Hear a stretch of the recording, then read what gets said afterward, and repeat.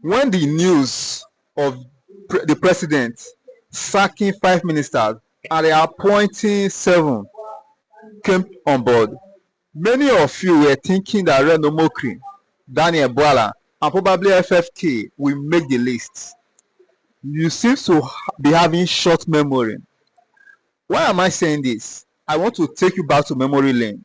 I want to show you some clips of the many scenes of these people.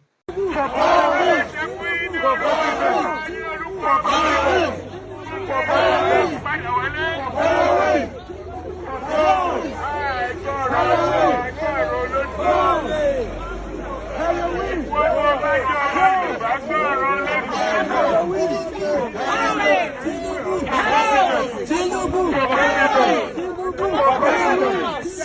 Come on for house now. Come on for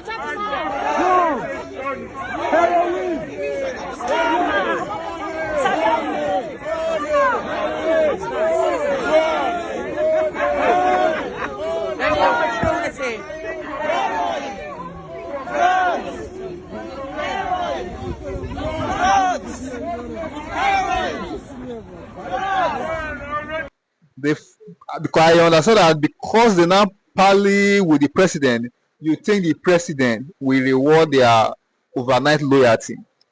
In this video, you will see where Renomokri was leading a protest against the president in London, calling him a baron. You understand? Now, take a look at Daniel Bwala's video prior to the election, where he also called out the president. Last few weeks, the nation is greeted by so many reports on the social media and the mainstream media, which raises concern on the character and fitness of the candidate running for the post of presidency of the All Progressives Congress. You will recall that some years ago, the former managing director of Alpha Beta lodged a petition at the EFCC against the former governor of Lagos State and now a presidential candidate of APC, Bwala Tinubu. The petition involves massive corruption and misappropriation of funds belonging to the government of Lagos State, abuse of official office, conflict of interest. The petition, as you will all know, is with EFCC, and presumably after some years now, there is every assumption that the EFCC ought to have concluded the investigation on that case. And that's why we're calling on this meeting to request that the EFCC should address Nigeria on the outcome of that investigation. You would also recall that most recently, information circulated in the media space about a drug conviction on the Bwala Tinubu by a court in Chicago, Illinois, in the United States of America, which led to him forfeiting over $400,000, like a conviction, and then he paid for the sentence on that conviction.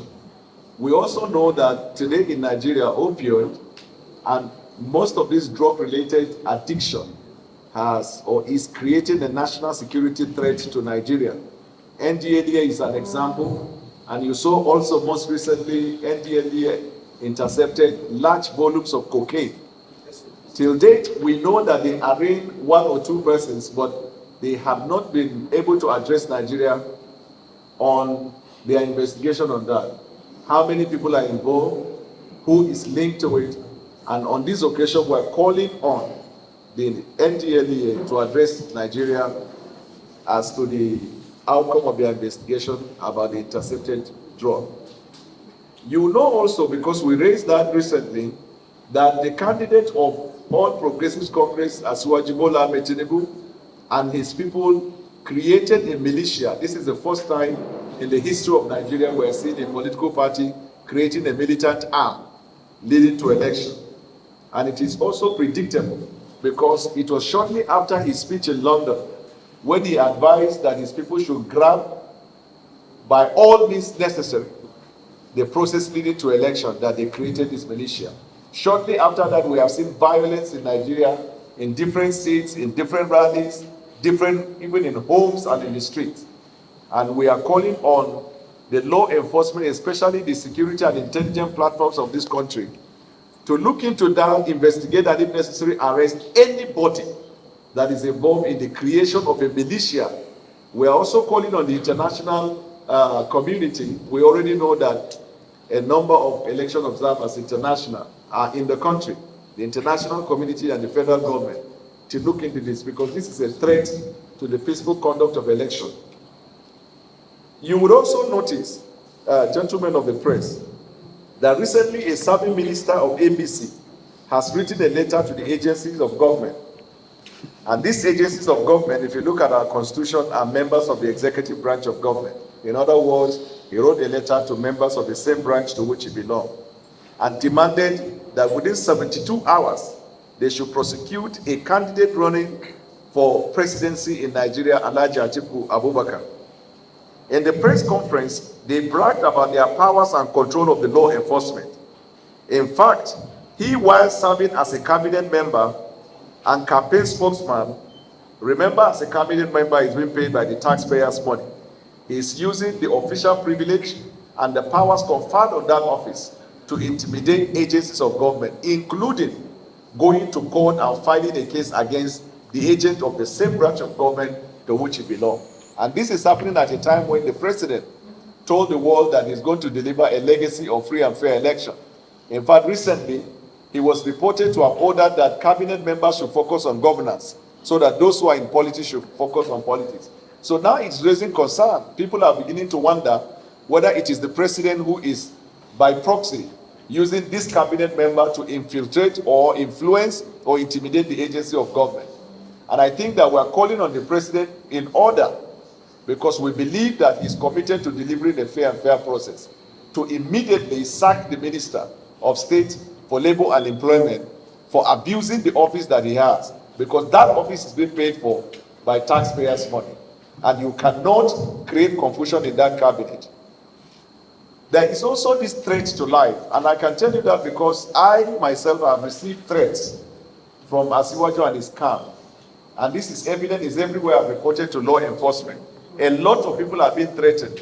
I am not surprised because a militia has been created, and I'm calling on the government to look into that. So finally, gentlemen of the press, there are many other wide range of issues that will come in the coming days, but this is just the introduction of what I have to say. I will yield the floor to our next speaker, who will in detail speak about the reason why we are here today. Thank you, sir. FFK is not an exception. Now tell me, if you're to be the president, will you reward this overnight loyalty, this half-baked loyalty, with a juicy appointment as a minister or whatsoever? While some were trying to mock Reno by asking the president to replace Ajurin with him after the purported resignation of Ajurin. So the president, the history of the president is reward for loyalty. Those who have been there with him, come rain, come shine, when the chips were down, are the people he rewards when things get better. He doesn't reward half-baked loyalty. The president does not reward overnight loyalty. You understand? So clear your mind from that fact. They are on their own.